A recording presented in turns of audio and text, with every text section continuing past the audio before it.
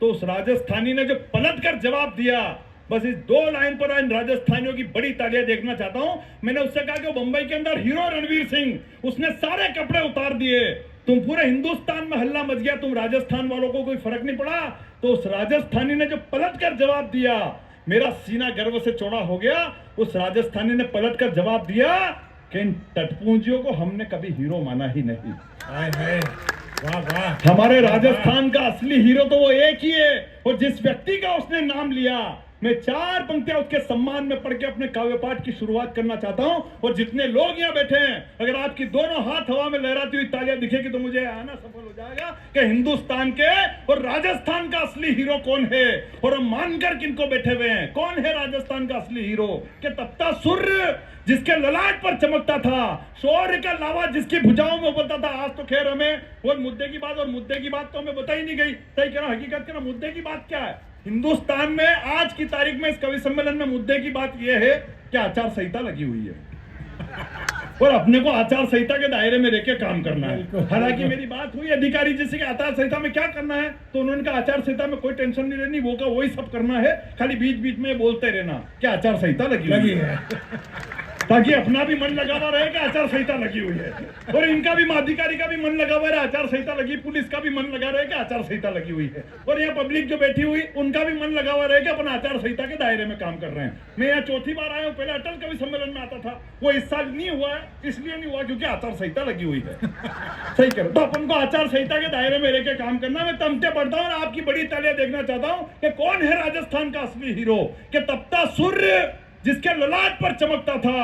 शौर्य का लावा जिसकी भुजाओं में उबलता था, खौफ का दृश्य कुछ ऐसा था उस बलशाली का कि रण में भरते हुंकार पूरा रण क्षेत्र दौड़ता था। अरे महान काल के रूप में जिसकी फैली इतनी ख्याति थी, तलवारें जिसे छू न सकी वो राणा प्रताप की छाती थी। जिंदाबाद। तलवारें जिसे छू न सकी वो राणा प्रताप की छाती थी। आप बिल्कुल भी टेंशन मत लेना, मैं हास्य रस का ही कवि हूं।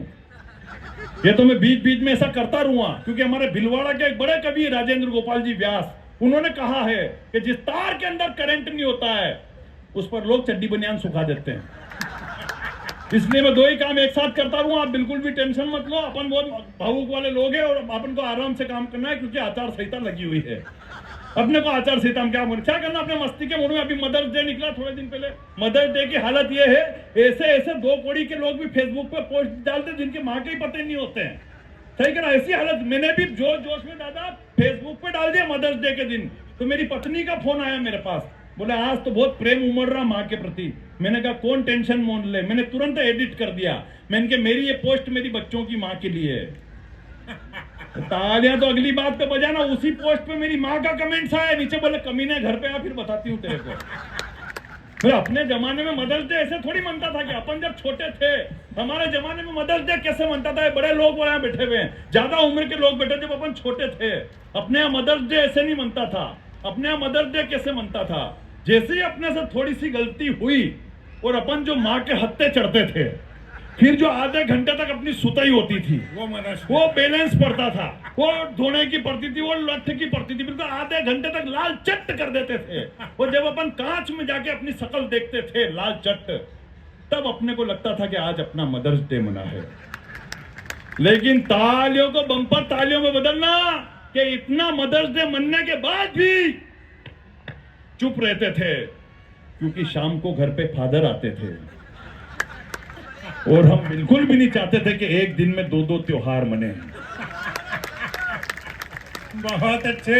बोला अपने तालियां नहीं रही, इतनी मेहनत कर रहे हैं इतने शोर के बीच में भी। सही करा, फिर मेरे को वापस ताली वाली काम करना पड़ा। सही करा, मेरी बहनें बैठी हुई हैं वर्दी पहनकर, प्रणाम करना चाहता हूँ। इस बार आपकी तालियां नहीं उठी तो मैं भगवान की सौगंध में श्राप देकर जाऊंगा आपको। मैंने एक पुलिस वाली से भी परसों एक मेले में पूछ लिया, मैंने कहा बहन आप ये वर्दी पहनकर यहाँ बैठी हुई है, वर्दी पहनकर आप खड़ी हुई हैं, यहाँ ड्यूटी पर खड़ी हुई है, आज की तारीख में अगर आप मोबाइल पर रील्स खोलो तो 10 लड़कियां आपको कम कपड़े में ठुमके लगाती हुई दिख जाएगी। क्या आपकी इच्छा नहीं होती ऐसा करने के लिए?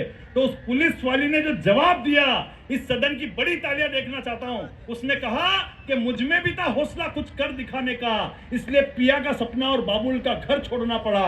मुझ में भी था हौसला दुश्मन को धूल चटाने का, इसलिए लाली पाउडर और बिंदिया से मुंह मोड़ना पड़ा।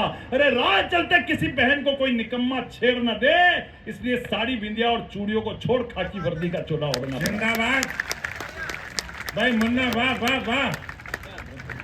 एक दो माला और रख लो, अभी ऐसी पंक्तियां और आएगी अभी। मुन्ना क्योंकि जब तक ये ताली नहीं बजाएंगे मेरे को ऐसा करना पड़ेगा, क्योंकि ये भी फंसे हुए और इनको मालूम है क्या अचड़